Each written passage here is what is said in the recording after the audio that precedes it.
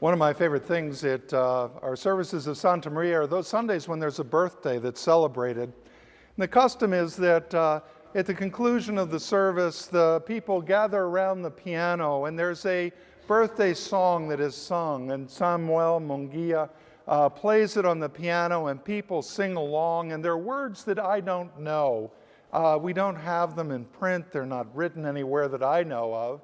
The melody is one that I wish I could hum to you, but I've lost it in the other melodies that we've sung today. But as they sing, there's clearly a sense of joy and pleasure and celebration of the birthday that comes across with their smiles. But in their eyes, they're far away. There's a distance that comes. And I think what happens is as they sing this song, and it's a Salvadoran song, that their minds and their hearts have traveled thousands of miles to the home from which they come, and they're reconnecting with their people, their roots, their place. And there's an expression of bittersweetness, but connectedness that comes across. I recognize this distant look. I visited some years ago an African Pentecostal church in Bridgeport, Connecticut. It was a wonderful congregation. Their worship was in Swahili, French, and English. Those of you who struggle when we do bilingual things, think about that. And the reason it was in the three languages was that most of them came from Francophone Africa, countries where French was spoken. And Swahili was the dominant combined language, the linkage language that connected people to each other across borders when French wasn't spoken. But then somebody came from an Anglophone country where they only spoke English, and there was no common language that bound them together, so they had to diversify their language and speak English. So three languages, but the service concluded, and it was a long service, where there was an open mic and people were invited to come and sing a hymn for the congregation, a hymn from their home, a hymn that connected them and clearly connected them with the people that were across the Atlantic, thousands of miles away. And I could see it in the distant look in their faces. You may have songs like that that keep you connected. I know that when we were in Argentina, years ago, there was a song that we, with a group of American friends and colleagues, whenever we got together, it seemed that we sang it. Those who wait on the Lord shall renew their strength. They shall mount up on wings as eagles. They shall run and not be weary. They shall walk and not faint. Help us, Lord, in thy way.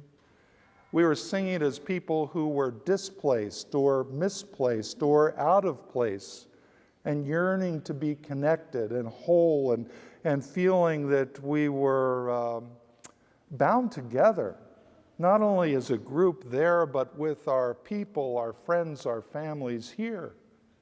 And it was an important thing that we did, an important affirmation that actually came right from our first reading today in Deuteronomy, where Isaiah 40 begins the Deutero-Isaiah passages of speaking to people who not only went through the trauma of losing a war in Israel and seeing their homes destroyed, the temple destroyed, everything destroyed, but then were lifted out by their conqueror and transported and thrown into a ghetto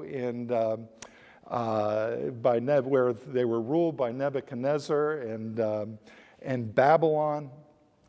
And there they lived and they were distraught, and word is that they questioned, where was God? Was God with us?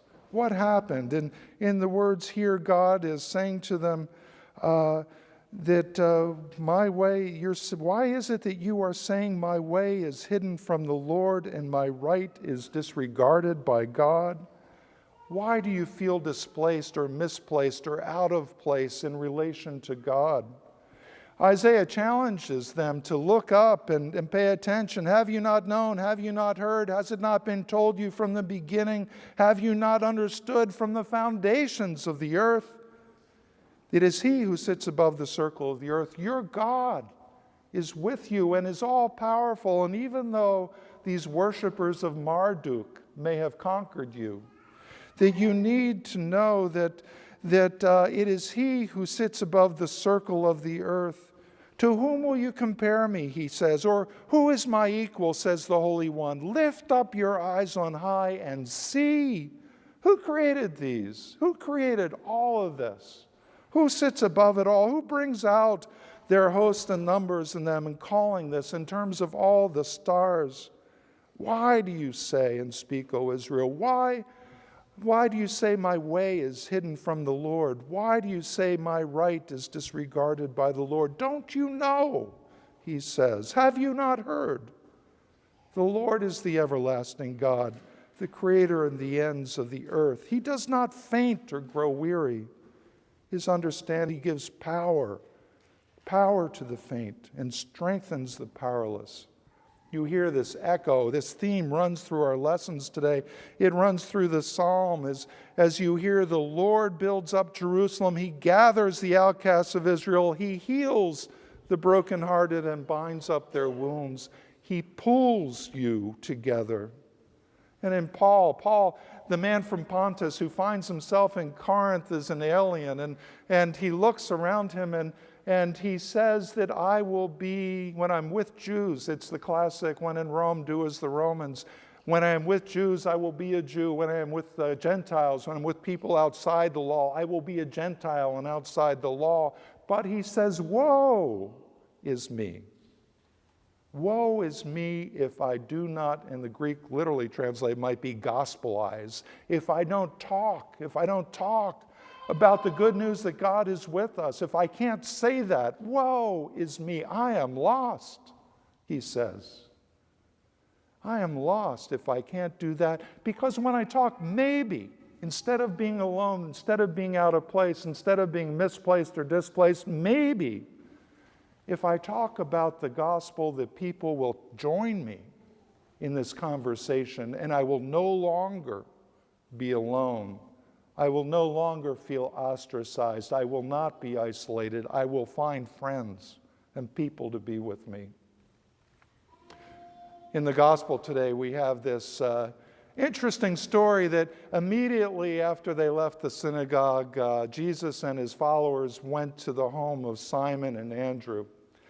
And when they enter in, they are told that Simon's mother-in-law, not his wife, not his mother, but his mother-in-law, is sick and feverish. In fact, the Greek word says she's on fire.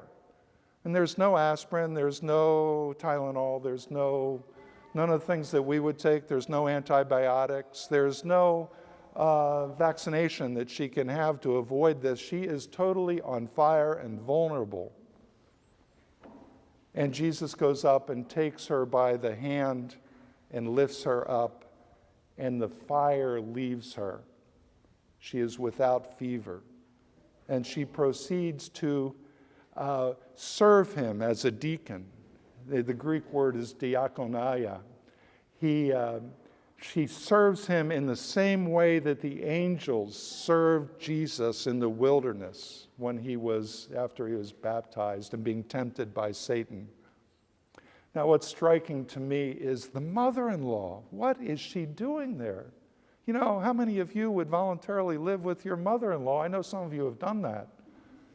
But in the ancient world, when one married, and indeed she was clearly living in the house, Simon's wife had come away from her family to live with Simon and Andrew and their family, and traditionally the dowry had been paid. There was no obligation, but this woman was out of place. She didn't belong there. She was perhaps displaced. Maybe she was a widow. Maybe out of generosity they took her in, but she was the one, not the wife, not the mother, that Jesus went to and reached out and touched her, took her hand and lifted her up and freed her from this fever. And she was the one who, like an angel, came and served Jesus. There are two elements of gospel that I think are important in these lessons. The one is that when you are feeling displaced, out of place, misplaced, or otherwise lost, that there is this word, these words, these wonderful song from Isaiah saying that, remember, those who wait on the Lord will renew their strength. They can endure this. They will mount up on wings as eagles. They will run and not be weary. They will walk and not faint. God is with them, and that is gospel. And I know that you can get displaced, misplaced, or out of place in any number of places in this town. But as you sink into that whirlpool, remember that God is there and that in Jesus there's one who reaches out, takes people by the hand when they are out of place, and lifts them up and equips them to serve the Lord, and to do it fully and abundantly and to the satisfaction of all. This is gospel. I hope you take that with you. You are equipped, not only is a council equipped, but you are equipped to serve the Lord. But as much as you may feel out of place, wherever that may be, the gospel is there to remind you, and you can sing that tune. I can sing the tune. Maybe it's not your tune. Maybe you have another song that you sing, but if you don't, try it. Those who wait on the Lord shall renew their strength, and they shall mount up on wings as eagles, and that is you. This is the gospel of the Lord. Thanks be to God.